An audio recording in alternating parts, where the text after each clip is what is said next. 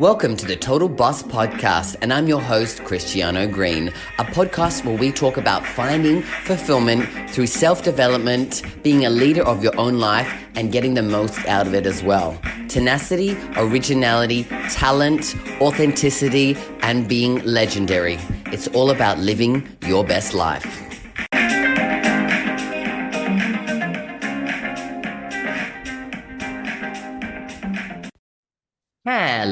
Hello, all you total bosses out there, and welcome to another episode of the Total Boss Podcast. I'm your host, Christiano Green, and I'm a mindset and relationship coach for gay men. And today on the podcast, we have a special guest today. It's not just me on my own. I'm interviewing a special guest, Paul Bryant, today, who is a cunning man, which is going to talk about a little bit more about what a cunning man is. But basically, it's a folk and spiritual healer. And he also owns a Celtic witchcraft magic shop. So I'm excited to have a nice, deep conversation today because I love spiritual connections. Welcome, Paul. Hi, welcome. Thanks for having me on today. It's been a real pleasure to be here. Awesome. Well, let's just jump in and talk about that because I said I would give you a chance to talk a bit more about what a cunning man is, because I'm sure everyone out there's going, cunning man, well, unless there's some people out there in your world listening, but for me, I'm sure there are some other people who would love to hear about that. Absolutely. So cunning man is an old English word, old Anglo-Saxon word. And it's very much a tradition that you find. In fact, it's been all the way across the British Isles, but particularly where I am in the Southwest, in the West Country, there's a long tradition of the cunning folk. And the cunning folk, you might say, is kind of like our answer to like a shaman or a folk healer, someone who straddles the path between the physical and the spiritual realms, providing, healing or guidance. So if we think about, people out there who perhaps perform Reiki and, give tarot readings, for example, it's a similar kind of idea, except the healing would be more folk or herbal kind of related. They might work with, dealing with unwanted spirits. And that's very much what I do. I work with individuals with often quite complex health conditions, sometimes complex traumas. So work within that kind of context as a healer. I also provide guidance in terms of doing readings. So whether that's tarot, reading the bones, reading the Ogham, which is the Celtic tree language, or just teaching people the skills they need in order to achieve a greater kind of spiritual joy, really, deepening their kind of spiritual connections. Enlightenment and stuff like that, yeah. Absolutely. I mean, I also have my own healing tradition that I've spent the last 3 years developing. My own healing modality. It's very complex, and it brings everything that I've learned. I mean, I've been walking a spiritual path over my entire life, to be fair, but specifically over the last sort of 23, 24 years, 25 years now, actually. Gosh. And I've learned a ton of different modalities. I'm a Reiki master, although I don't practice Reiki anymore because I focus solely on what I teach and the modality that I've created. And I've trained in like EFT, and I've done NLP, and I've done hypnosis, and I've even done the therapy route. So I'm a qualified counselor, and I'm a CBT therapist. So I've trained in lots of stuff. Like especially during my 20s, I had this incredible thirst for knowledge. And I didn't just I started with paganism, and I kind of did Buddhism, and I studied Gnosticism and the Kabbalah. I even went as far as studying stuff like Sufism, and then obviously I did all these kind of different modalities. And if there's an abbreviated technique out there, I've probably studied it, whether it's NLP, EFT, CBT, DBT. I've done all of the letters in that regard.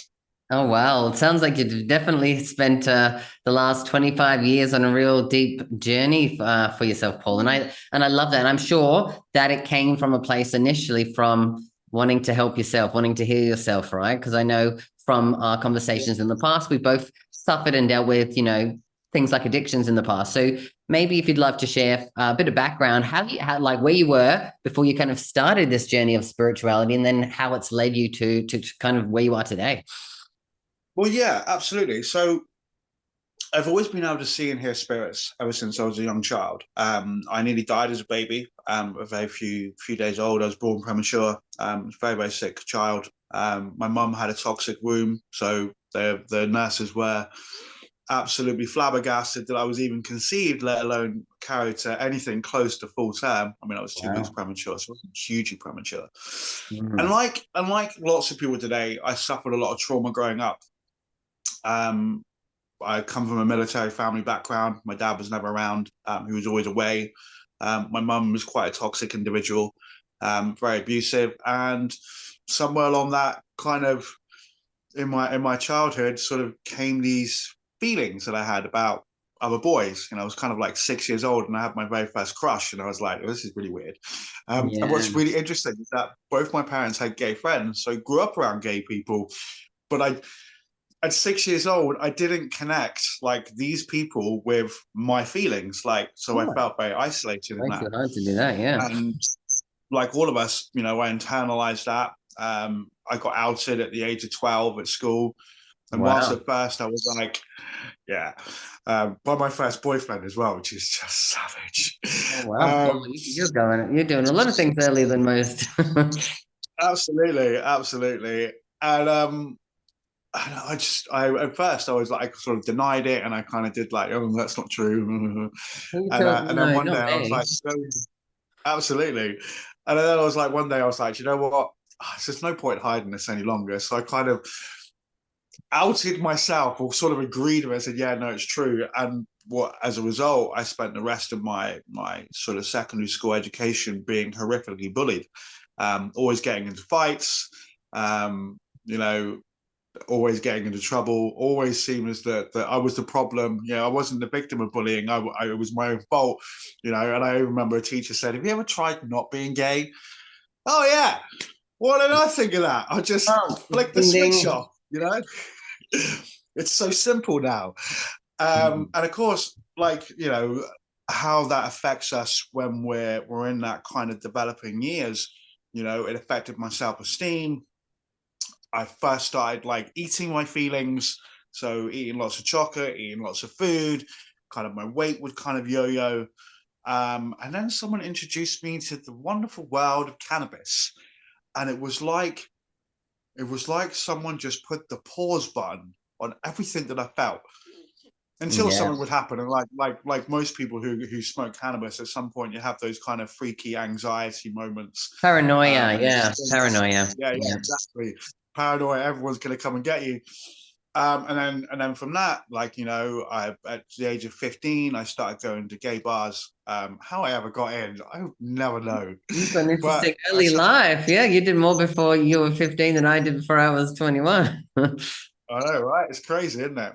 And of course that came with so many dramas and traumas. Using my body for sex, because I just wanted someone to hold me. I didn't necessarily want to have sex, but I just wanted someone to make me feel good. And then came drugs. So it was amphetamines, and then ecstasy, and then cocaine. And then somewhere around my mid to late teens, I was just snorting coke just to get up in the morning. And when people say well, how does someone in their mid 17, sort of around 17, 18 afford cocaine? Well, first, my dad was a naval officer, so money wasn't a huge issue. But like a lot of gay men, I also found that I could not only have sex with other men, but I could actually also trade my body for money or drugs. So at sort of my 18, I also not only had I become hopelessly addicted to taking cocaine every day just to survive, but I was also having sex. I mean, I had a job as well, and I volunteered. So I had elements of my life that kind of worked well, but obviously there were other elements of my life that were obviously very broken and very defunct kind of behaviors. Totally. And like many of those things, they become spirals. So the deeper I kind of fell into this sex drug kind of trading my body for money and drugs, the deeper I kind of spiraled into myself, the more the more my self-esteem was affected, the more I hated myself. Self-worth was Um, probably an all-time low. Yeah. absolutely, absolutely. And like many people who use huge amounts of drugs, there are moments when we kind of glimpse this kind of infinite spiritual realm. And I started having experiences whilst either high or using mushrooms or whatever it was they were Food, taking at the mushrooms, time. yeah, all of the things. Yes, yes, yes, I know. Absolutely. And alongside that, my brother gave me a book on Buddhist meditation and said, like, this might help you with your addictions. And somewhere around about 19, I started meditating. And again, that kind of opened me up further. And probably over the next 4 years, I spent time, I sort of fell into paganism, really resonated with me, like the whole kind of concept of connecting with the earth and like being grounded, which was something I was very not. I was very ungrounded. In fact, I spent most of my time so high that I was somewhere relatively lofty, I suppose. Yeah, totally. I get Um, and then it's over that period of time, I realized that I needed to get clean. And because I came from a sort of upper middle class family, I hadn't had any involvement with the criminal justice system. And my dad certainly wasn't about to pay for rehab. I didn't really have a lot of options to get clean. So I did the only thing that I could do, and I got myself clean. And I spent a year like battling myself.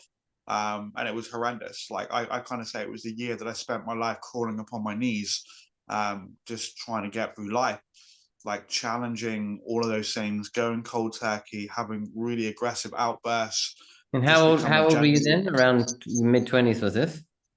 Probably around about 23, I think, because somewhere 23. around my 24th, like Yeah. I remember my 24th birthday, my friends were like, "Oh, come on, let's go out, let's get," their words, "let's get fucked up." And I was like, actually, you know what? No. Not So this, I actually not this year. Yeah. spent my 24th like not getting high, which was so weird at the time. So yeah, it was around about 23 up to my 24th. And that was amazing. Like it was a long, hard battle, like, but I did it, like very much, you know, felt a sense of victory over myself. Um, and probably around about 25, 26, I moved away from Plymouth. I moved to the other end of the country. Um, and it's what I find really interesting. And when I reflect on this, whilst I'd gotten rid of my addictions, I hadn't actually got to the very core of all of my issues. Like I was still battling my own self-esteem issues and self-loathing and You were just slowly self-hatred. getting better, but you hadn't been healed or been on that healing journey yet. Exactly, exactly. So I'd got rid of this one thing, but I hadn't really kind of replaced it with something wholesome, something life-sustaining. And I had an experience, and my entire life collapsed under the sheer weight of a lifetime of trauma. And it was then that I'd been going to this sort of local metaphysical shop, and I'd become friends with a woman who worked there. And she put me in touch with two of her friends who are Reiki masters, and that's when my life began to change. They Mm-hmm. took this broken, incredible mess of a person, and over the next, I worked with them for probably about 10 years. Doing really deep healing, like working through all of my self-esteem issues, working through my traumas. I mean, that's what I haven't said, and I'm kind of very careful not to trauma people, but obviously I had a lot of sexual trauma as well, like lots of people. Yeah. So kind of working through that. And I hadn't actually realized, and this is the bizarrest thing, but everything that had happened, I hadn't actually realized how toxic my upbringing was as a child, and how incredibly cruel and vindictive my mother was. And that was the hardest thing of all the things I had to deal with. It was almost like I'd created this veneer over my life. Like it gets shit from the age of 12 onwards, right? Not that there's this whole piece that comes beforehand.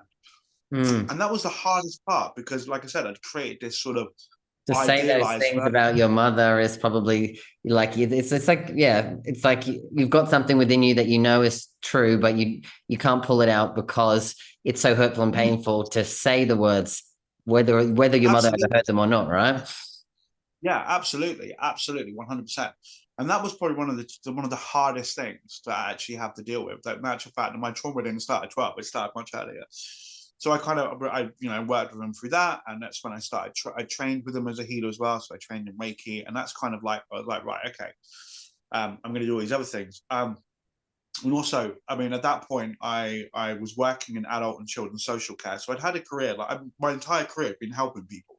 Um, and it hadn't occurred to me that the person that needed the most help wasn't all these other people I was working with. It was actually me, and I've been using my work to avoid helping myself. So I Yeah. also went and had therapy, and I trained in therapy. So I'm a therapeutic counsellor with the CPCAB, which is our third biggest awarding counselling body over here.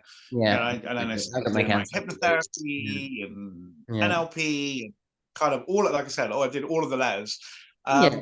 And Yeah. then, oh, sorry. And yeah, so I spent the next 20 years, so up until like, no, I say 20 years, probably the next 15 years, up until I was 40, um, training, like healing myself, working on myself, you know, doing everything that I could to like overcome what was effectively, the first half of my life was trauma ridden. And it wasn't plain sailing, because I ended up dating a couple of narcissists and having some really, you know, majorly messed up relationships. And The healing never stops, right? And oh my gosh, it's life not. is going to throw us stuff that's going to cause us trauma, but we have to keep going. We have to keep moving forward, and it's only elevating you to a higher level, right? It is what you probably can realize as well, right? Absolutely, absolutely. And I think as well, I mean, like the healing process is like for me, it's a process of one step forward and then right back to the beginning, and then Feel you that way, sort of for continue to sure. work through these things, like realizing how often I self-sabotaged, or that my relationships were crutches. They were just another form of addiction. Sex was another addiction. Food was an addiction.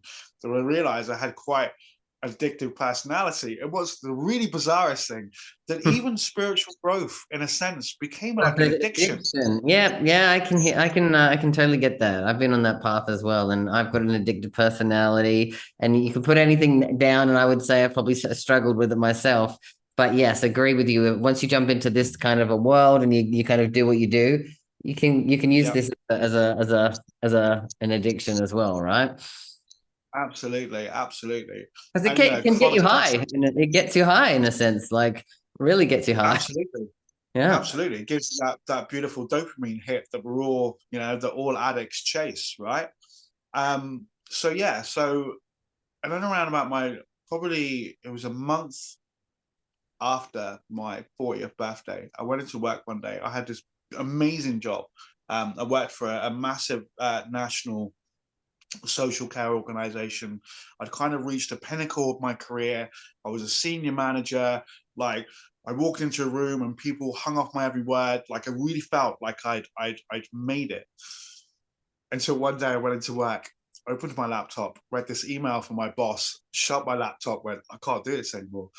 And it was my boss seeing me into another failing project that he wanted me to somehow save, because that had become my reputation. Was like, oh, there's a broken project, or something's not working, or something needs fixing. Get Paul will do it. And I was Oh my managing my God. own credit. Synchronicities here. That's me. It was me as well. Absolutely. And I already had my own complex projects that I was project managing, and then it was like the straw that broke the camel's back. And what my bosses hadn't realized is that my only way that I could manage the workload that I had, I wasn't just doing a 9 to 5. I was taking work home with me. I was working on weekends. I was taking a week off and working at home the whole week, just to be able to try and catch up. So I was like, you know what? Not doing this anymore. So I quit. And were you trying, Walked out. and at that point, was there a part of you, Paul, that was trying to be perfect? Trying to you, Oh, 100% yep, perfectionist. yep, yep. Um, guess what? It's another addiction. It's Oh another yeah. addiction. Um, Perfectionism, people pleasing, procrastinating, they're yes, all man. Yeah, I was a chronic yes man. My boss said, Paul, will you do this for me? And I was like, gosh, yes, I'll do that for you. Jesus Christ, what have I just done? Yeah, very much that. So I quit. And I tried to set up a business before, and each time I hadn't succeeded. I had all of the tools and the skills of an amazing healer, but none of the knowledge and understanding as a business person. And a little bit, but not enough. But I quit. And I decided, right, I was going to take this dream back out of the box. I was going to dust it off and I was going to do it all over again. So I did. And when I first started, like, it wasn't really me. I was trying to be, I was still people pleasing, right? I was trying to serve everyone, and I'd watered myself down. So I was doing kind of like mindset and healing. And that really wasn't me. Like, not that I don't like mindset, and mindset is a little bit of what I do, but I was doing very much mindset and mindfulness stuff. And my first year, I really struggled. And then I ended up working with an amazing business coach and mentor, a guy called Brian Campbell, who's amazing. And he taught, like, to be fair, I couldn't even articulate like what I did and who I was serving and how I did what I did. And I'd already started to write my first healing program at this point, which I still teach to this day in an updated form. And through working with him and through getting my first couple of clients, what I realized, the one key thing that I realized, and I still say this to this day, that the more I put the me in my business, the more my business thrived. And what I mean by that, the more that I showed up like the actual person, not like putting on this identity that I thought everyone else wanted to see, the more of me showed up, the more my business, shined and thrived, which kind of got me to where I am today. And I've kind of gone through many iterations of what that is, about what it is that I do. But at the very heart and the core, the foundation is as a healer, as a teacher, and as a guide. And that's very much what I do now. You have to take off all those layers and those masks that you thought needed other people to see of what they wanted Paul to be, or what Paul was expecting from the world wanted Paul to be, right? So you took those off and you unlayered yourself, and then that's where you started to get some results in your business, yeah? Absolutely. And it's just grown and it's thrived ever since then. And it's still an ongoing process. There were still times when I catch myself and I'm like, that was probably a little bit of self-sabotage. Let's kind of readjust that kind of compass and find my way back to my center. And one of the things, the last sort of most biggest recent change was, whilst I've been a Reiki master for 9 years now, I've been practicing Reiki since my mid-20s, and it got me to where I am now. I realized that I was kind of holding on to a little bit of a crutch and not promoting what it is that I actually do. So as I said, I spent the last 3 years developing my own healing modality that's formed into a 3-year apprenticeship effectively. It's about to come 4 years because I'm adding to it. But the results that I get from my own modality, and I'm never going to be this guy that goes, oh, this modality is better than that. But for me, in the way that I work, what I actually created works better for me than using something else from someone else. So the results that I got from doing that with my own clients made me kind of realize that I had to let go of Reiki. And it was a grieving process because it, like I said, it was the thing that got me where I am now. It was your big step forward. Yeah. That's the thing that took the first layer off, I guess, right? Well, the first few layers. Absolutely. And I mean, like I said, it got me where I am now. It was been a massive part of my life. It was a massive part of my identity. I was like, hi, I'm Paul. I'm a Reiki master, And now I'm like, hey, I'm Paul. Yeah, Jesus, what do I replace that with? And so now I don't have anything else to replace it with. So guess what? I have to be me. So hello, I'm Paul. I'm a cunning man. And then people go, oh, what's that? And I kind of explain, like, oh, wow, that's that interesting. Or they go, oh, that sounds really scary, a bit spooky. And I'm cool with that. And for me, in the past, if someone was adverse to what I do, I would try and find some way, I think, to convince them. Like I needed them to like me. So a little bit of people pleasing in a way. Now I'm just like, well, you're not walking the same path with me. That's really cool. It's like with these people over here, the people that I serve, you know what, they're very much into this. And there's hundreds of healers for you over there. By all means, I wish you the best on your path. And again, I think if I was to look at my life and if I was to sum it up, and I've actually said this would be the title of my book, if I ever wrote my life story, my whole journey is a way back to myself. It is a journey back to who I am. like at the very depth of my core, like shifting false identities about who I believed I should be, who I believed that people thought I should be. You know, I can tell you as a gay man, like who's a goth, who's very alternative, that sometimes the gay community isn't as welcoming to old, especially where I live. It's quite a weird place. Gay men aren't always as appreciative of those who live an alternative lifestyle, I agree. or who don't dress a certain way, look a certain way. And you know what? That's probably that one that I think that level of rejection was harder for me than being rejected by straight people. Like straight people, like you get it, the homophobic, you can justify it in yourself. You can go, well, they're ignorant, they're bigoted, they're a particular religion perhaps. But gay men, But like, when my people don't see me for who I am or judge me for that or reject me for that, it's a much deeper punch to the gut than you can have, because when a straight man punches you in the guts, you can get back up, right? But when a gay man punches you in the gut, you almost just don't want to. You don't feel like you have the energy to do it. So I can get what you're saying for sure.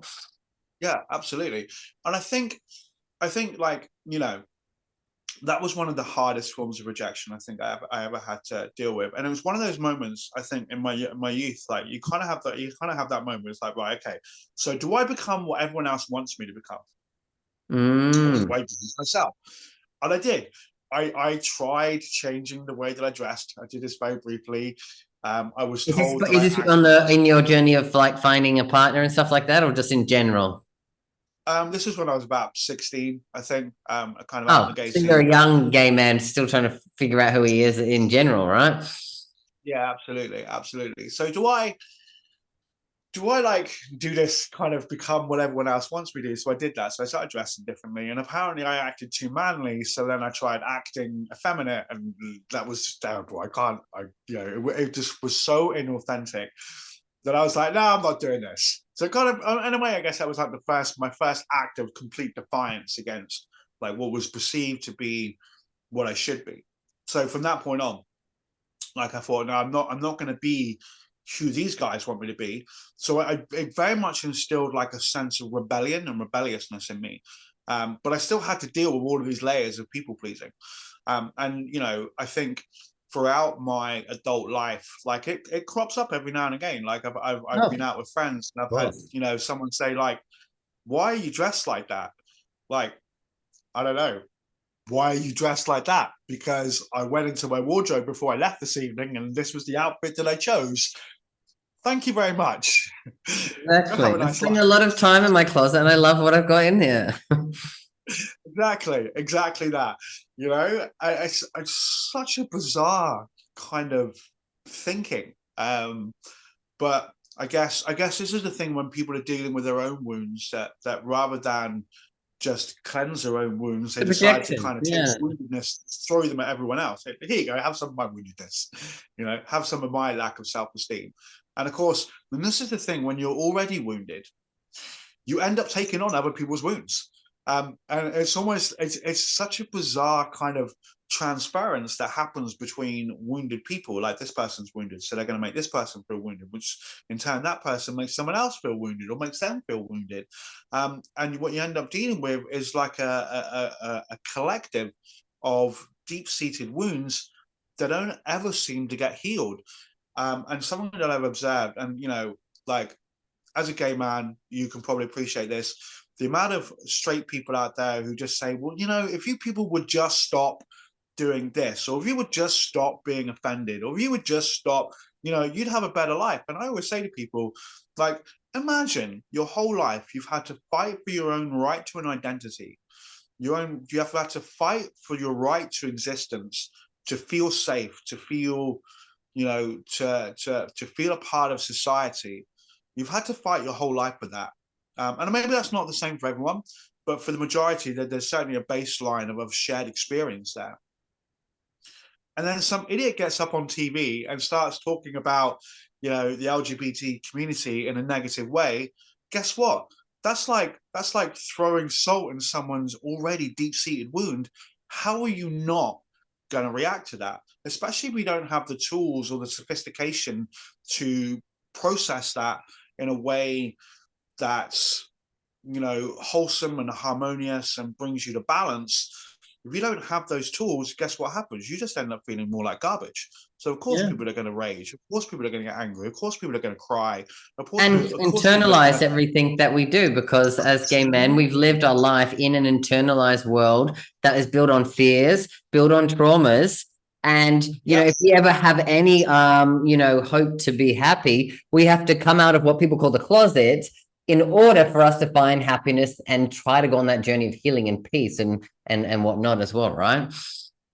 Absolutely. And do you know what's interesting about that whole coming out of the closet thing as well? So like I came out at 12 and I've never gone back in, right? And I've had people try to put me back in there, and I'm like, no, get out of my way. I'm not going back in there. You know, this ain't Narnia, love. What's really interesting though is when gay men and straight people as well. I find it like straight people should not have a weigh in on talking about when it's the appropriate time to come out.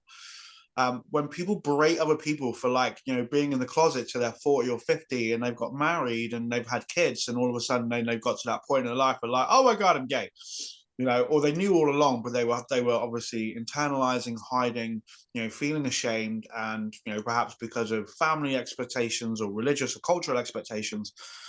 And then you see other people attack people for, like, coming out later on in life. And I'm thinking, you have no idea this person's story. You have no idea what they've been through, or, you know, the shame that they've had to deal with. And again, this is that other thing where people take their own wounds and they go, oh, I don't want to deal with this. I'm going to make it all about you. I'm going to take all my And internalized people stuff. come from their own perception of the world, right? Because if they perceive that, oh yeah, of course, you'll just be happy when you come out, or this or that. You don't know the trauma this person's been through. You don't know the situation they're going through. And also, you don't realize that just because I say I'm gay to my parents once doesn't mean I never have to come out again. As gay people, we come out constantly for our entire life as well. So it's never just this one and done. You know, you come out to yourself for a little bit, and then maybe you're outed, or you come out to a friend, and then you feel, oh, maybe I'll come out to my parents, maybe I'll come out to work, or no, I'm not going to do it at work because I don't feel comfortable there, I don't feel safe there. And then you're living this partly double life for most of your life until you can really get out there and live authentically, as you said, you've been able to learn how to do. Absolutely. I mean, I'm quite lucky. So I worked in a career that was very inclusive. So I worked, like I said, I worked in adult and children's social care, but it wasn't without its you know, ups and downs. Like, I mean, it's a very female centric dominated industry, which is great, but not everyone has, you know, foresight, insight, and understanding. So I remember like, especially in my earlier career, which was in the 90s. Several of the women I worked with were like, should you really be working, at the time I was working with young people, should you really be working with children? And I'm like, why? God. Well, given the fact that you like little boys. And I'm like, you know, and it's one of those moments where I thought to myself, I'm so glad that my parents taught me to never hit a woman, because at this point I'm going nuts. Oh God, I'm like, why would you think that? And of course, that was the perception that they had, you know, that gay men were pedophiles. Yeah, they put them in the same category because that's how, you know, society was doing it, or the media was teaching people, right?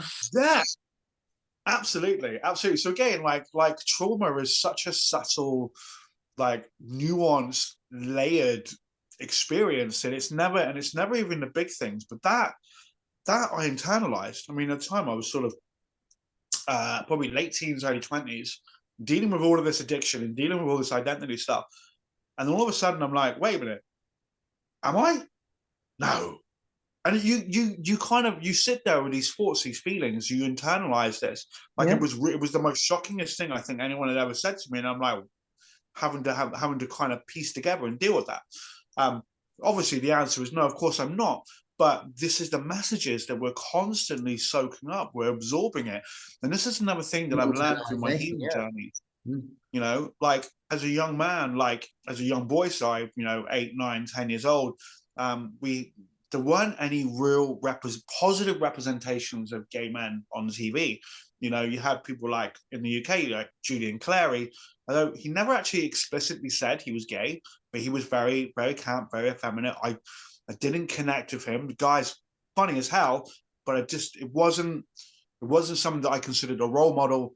It wasn't something that I could hitch myself to that wagon and go, yeah, this is a really positive like role model for me. Yeah, Actually, you no, see it this wasn't. person and you see yourself in them, whereas you didn't really see much of yourself in this person, right? Absolutely, absolutely. So I like a lot of gay men from that era. And Like I still lacked today, such, it's gotten a lot better, but there is still a yeah, lack of representation for the variety of gay men that we have out there, right?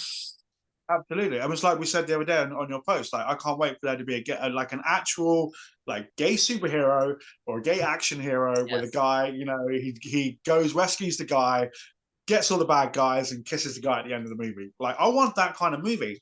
And it's very interesting how people would perceive that as, oh, gay people were like pushing themselves down everyone's throats.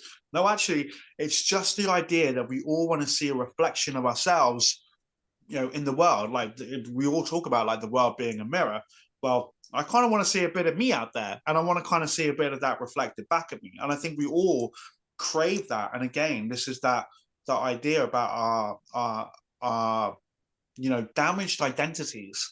Like when we're trying in our formative years to form a sense of who we are, then it becomes very, very difficult when we can't find that, when we can't find Mhm. something that we aspire to. And this is that other thing about, like, for me, a massive part of my healing journey has been stripping off all of those false layers. Like those times when I saw something and I thought, oh, yeah, that's me. That's who I am. No, no, no, no.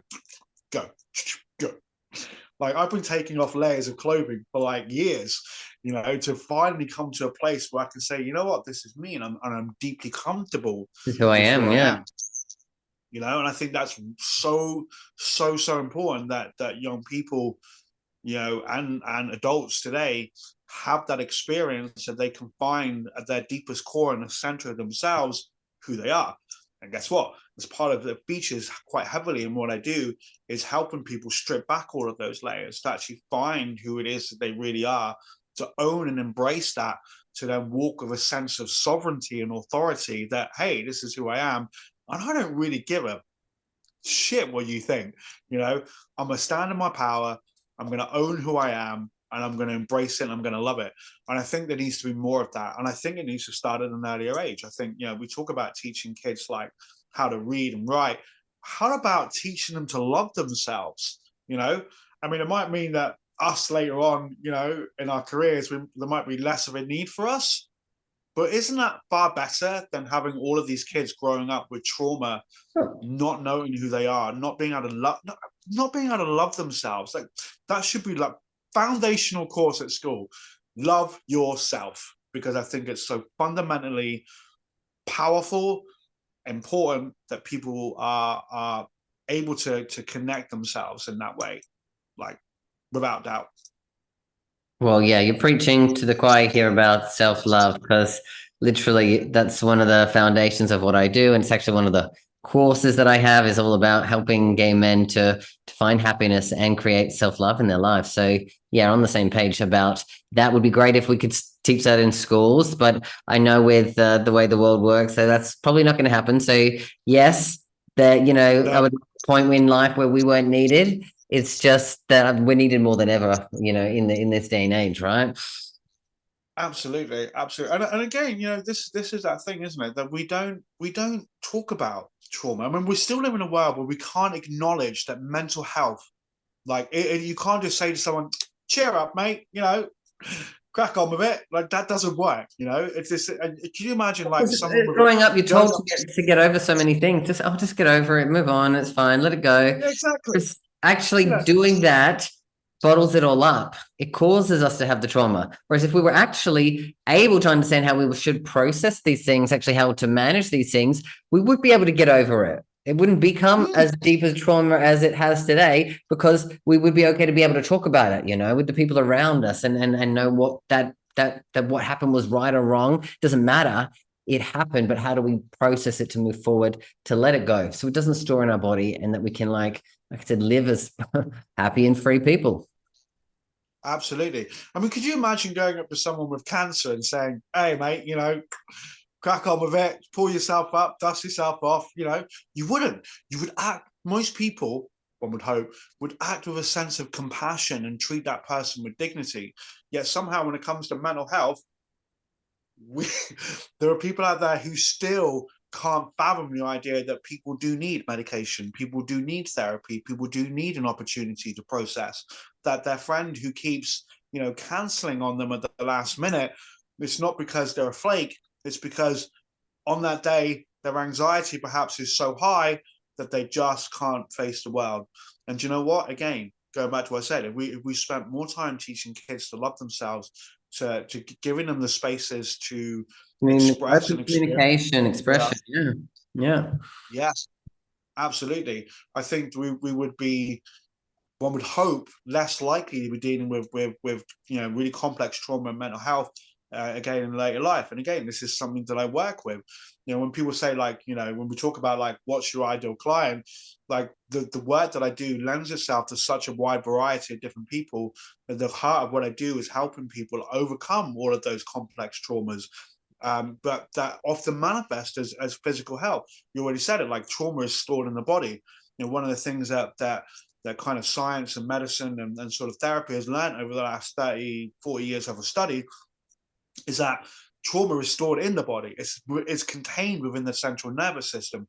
Without a process or a mechanism to release that trauma, it then begins to eat away and then becomes the physical health.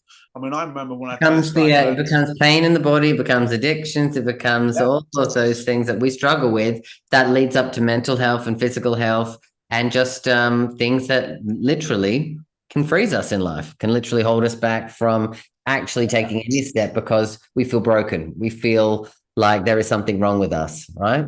Because we have Absolutely, ourselves to have absolutely. the true pure energy flow through us because there's a blockage somewhere, right? Which is what we're talking about within the body, within the nervous system, within our energy field as well. Which is, of course, Absolutely. probably one of the ways you spent so many years doing Reiki energy work was to help clear out that your energy field and then to do that stuff throughout your body, right? Absolutely, absolutely. And I think, and it's really interesting. I read this study probably about 5 years ago now, I think it was, and it talked about like how science has been trying to find within the body some kind of physical representation for the meridians from Chinese medicine. And they did all kinds of stuff. Like they thought it was blood vessels, they thought it was this, they thought it was that. What they realized is that there's an overlap between the central nervous system and the meridians. So that's where this kind of evidence that came in that trauma is stored within the central nervous system. Obviously, the nervous system and the meridians connect. So then we kind of move into that Eastern kind of philosophy about working the chakras, etc. So Yeah. there's an overlay. So the chakras, the energy system, the meridians, nadis, whatever terminology you want to use, they're a direct way of accessing the central nervous system to kind of pull this out. And whether you're using direct energy healing or whether you're using someone like EFT, I love EFT. NLP, yeah. Timeline Exactly. therapy, things like that. Yeah. Yeah, absolutely. Tapping systems. Yeah. All of the stuff. Yeah. Absolutely. I also trained in polyvagal nerve therapy, which is the nerve in the back of the throat, which is another direct way to access our central nervous system. And guess what? Because when we speak, that thing vibrates. That also adds like a release. So that idea, have you ever thought about it? Like you really need to tell someone something, and it feels like it's so urgent, and then you tell them, and you think, actually, I feel a lot better now. Well, it's because you've accessed the polyvagal nerve in the back of the throat, and by using your voice and speaking, you've actually released a certain amount of whatever trapped pain and trauma.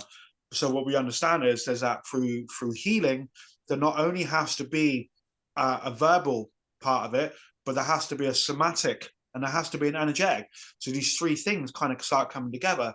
That when we start to overlay these ideas together, we actually have a more kind of holistic approach to healing. Again, that's very much where I come in. So not only do I use kind of therapeutic approaches and get people to talk about whatever it is that they've experienced, we use somatic techniques, so ways for the body to process, to release, to heal, and then obviously using that kind of energetic kind of part as well, whether that's direct hands-on healing or whether that's using the burning of sacred herbs to clear the energy field, etc., etc., etc. And that's very much like when people ask me, like, are you, people say stuff like, are you a coach? And I'm like, no. Are you a healer? No, I'm not really that either. So I actually say that I'm a 5 in 1. So I'm a witch, I'm a therapist, I'm a healer, I'm a coach, and I'm a teacher. And I combine all of those elements together, not only through what it is that I teach, but the way in which I help other people as well through my kind of direct services, whether it's the healing or whether it's guidance. And with me, it's never really like a simple affair. Like, when I have people that come for a tarot reading, and I always head into a healing session, because if I've given someone some guidance and I recognize there's a block holding them back, I'm not going to leave them to the mercy of that block. I'm going to remove it there and then, so that they can then get on with like following the rest of the guidance that they've been given, because what else would be the point? And it's the same when I'm doing healing. I always bring in the guidance. So there's always multiple elements that I bring. And in a way, and this is one of those things that you learn later on in life, I actually credit my trauma. Like, I'm actually thankful for all of the horrific experiences that I went through, because they became the greatest teachers that I have. They did. And they were the things that helped guide the compass that made me go, right, okay, now this needs to go. I don't have a technique for that to heal this part of myself. I'm gonna go find a healer, or I'm gonna go learn something. And so I did. Went off and I learned a technique, and then I brought that back and I used it on myself. And so now I have this greater array of tools in order to help other people. Yeah. It's very much so. My trauma very much became your teacher, my point of power. Yeah, it became my teacher. Yeah, exactly. And again, that's something that happens so much further down the line. I mean, I don't know whether it can happen for people earlier on, but it's certainly one of those insights and those reflections that later on you go, oh, wow, if I'd not been through that, I wouldn't know this, or I wouldn't know how to deal with this, or I wouldn't be able to help this person with that, I wouldn't be able to heal that. So yeah, again, life is lived grateful. forward and understood backwards upon self-reflection. Yeah, absolutely. And I think in many ways that we don't I don't think we give ourselves enough credit within that as well, because at the end of the day, through all of the pain and all of the things that we've ever been through, like, we're all survivors, like, we're warriors. At the end of the day, we've gone through things that so many people could become broken, and we stared that down. We looked into our darkest aspects of ourselves, and we said, you know what, you will not beat me, and I think that's the thing for me, because in all of this, like, the one thing that I think kept me going was this warrior spirit that kind of resided in me. I think we all have that, but I don't think we recognize it enough. I don't think we give ourselves enough credit. I don't think we actually look at ourselves and, you know what? Yeah, okay, I was in pain, or I'm hurting, or this is happening, but you know what? I'm still here today. I'm in this moment, whatever that moment might be, like, giving ourselves that little bit of recognition that there is power within us, there is strength within us. A lot. We just need to recognize, and we need to see that. And I think, again, like, we don't give ourselves enough credit for those moments. It can become a point of absolute power when we recognize that within ourselves, that in a way, as hurt or traumatized as we might be, we're not actually as broken perhaps as we might think we are, that there is something inside us that we can use, that we can draw on. And again, in those moments where I might falter, I remind myself of who I was, where I went, the journey that I took, and where I came out the other side. And that for me is like, it's one of those, whoa. And it's humbling. It's humbling to remember myself as that 12-year-old hurting, damaged little boy, to become the man that I've become today, so empowered, so powerful, so in touch with himself, still stripping off layers. Of course, those layers are a lifetime journey. They are a lifetime journey, of course. Yeah, because like I said, we've got a lifetime of living, and also we have a lifetime of lessons, but also we're not even halfway through. We've got a long life to live, so there are going to be more things that are going to cause us to have pain and heartache and go through all of that stuff. But again, as we're on the journey of healing and transformation and growth, we know that growth is not a pretty exciting one-way street. It's a lot of mess that you have to go through, right? Because if it was easy, everyone would do it. And it takes a strong person to be able to really step up and say, I need to grow in this area. I need to go out. I need to learn this. I need to move past this. I need to find someone who's going to support me here, right? And sometimes you don't know what that looks like, but just the willingness to go and say, I need to take a step forward, it's going to lead you in a direction that, like I said, may not be pretty, but it's very fucking rewarding on the other side of it. 100%. And you're right. And the healing journey is often like messy as fuck. Like there are times when it works well, and there are times it's like, oh God, no, what did I do? Same for an addict who's trying to get off of bloody drugs or alcohol. There is a period of withdrawals. There are a period of messiness for you to get. There's a period of failure, as in meaning I've gone for 2 weeks, but I'm having a really bad day and I'm going to do it. Like the journey is never linear. It's a zigzag, and we have to be accepting of that, but also know that like if I'm willing to keep going and I'm willing to keep trying my best, I'm going to get there in the end. You know? Yeah, totally, absolutely. And I think that's the thing. I think if I knew then what I know now, like the ending was almost assured, you know. And I think that's the other thing. And when I work with people, like there's one question I get asked so often, like, will I ever become fully healed? Will I ever get there? Will I ever come to a place of happiness? And it's like, yes, okay, fully healed probably isn't quite a thing, but you'll just get to a point where you'll find a sense of peace within yourself. And other things will come along, but you'll have more tools and you'll have more skills. But yes, you will get there. And then the follow-up question was, well, how do you know? Because the outcome is always assured.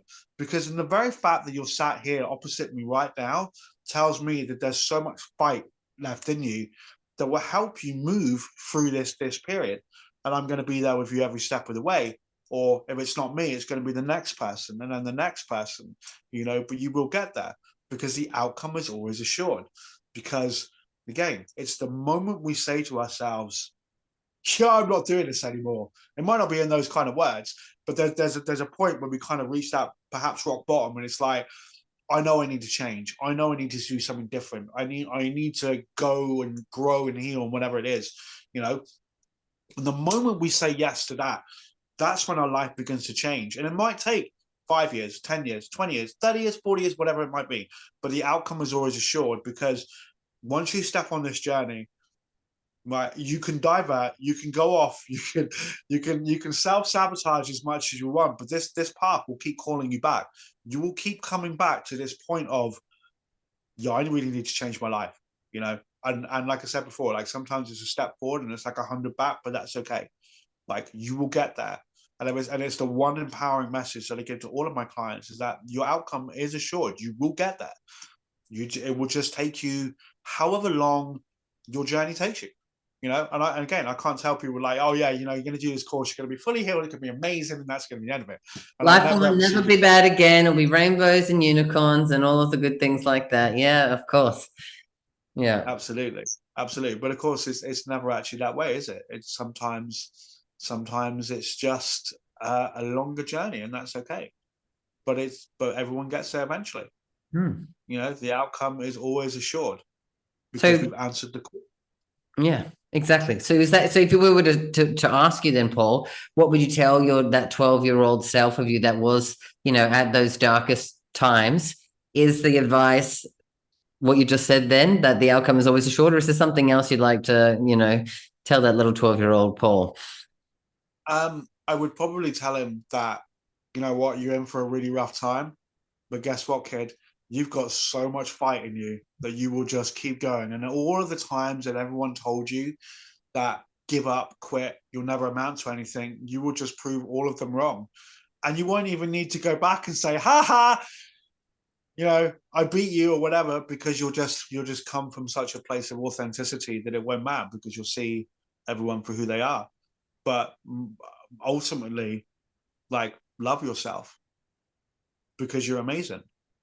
And, you know, and I think we all need to tell our 12-year-old selves, or our 6-year-old selves, or our 15-year-old selves, or even our 30-year-old selves, you know, all of the years. Yeah, absolutely, that as well. Absolutely. You know, just love yourself. And, you know, that sounds really overly simplistic, but love is at the end of the day, love is all there is. Like it's everything, you know? Yeah. Awesome. Definitely. Yeah, well, amazing having a deep conversation with you today, Paul. It's been a privilege getting to know more about your life and your story. So, for the people out there, how can people find you, Paul? Could share with the little people about you, yeah, but how people can find you. Yeah. So easiest way is to find me on my website, which is www.thecunningrove.co.uk. You can email me through there. My email address is on there, or you can send me a chat through the website. Alternatively, you can find me on social media. Again, it's the same name, The Cunning Grove. Do you need me to? I'll send that to you afterwards, and then You'll obviously send we me the can post stuff, it. and I'll link to your website or your Facebook, whatever you prefer for people to reach out anyway. And we'll have it in the link below Absolutely. wherever you're watching this or listening to this on whatever platform that is, because it's in many places. Awesome. So yeah, by all means, people can go check out the website, look at the healing sessions and stuff that I do, or the training, or for those who are into witchcraft and paganism, I have a wide variety of handmade magical Oh items yes, for you've got a magic shop. So yeah, you've got a magic shop that is located in your area, and people can find out where that is from your website as well. It's at the moment it's exclusively online. I did used to have Okay. a physical shop, but trying to manage a shop and clients became a little bit tricky. So one thing had to go.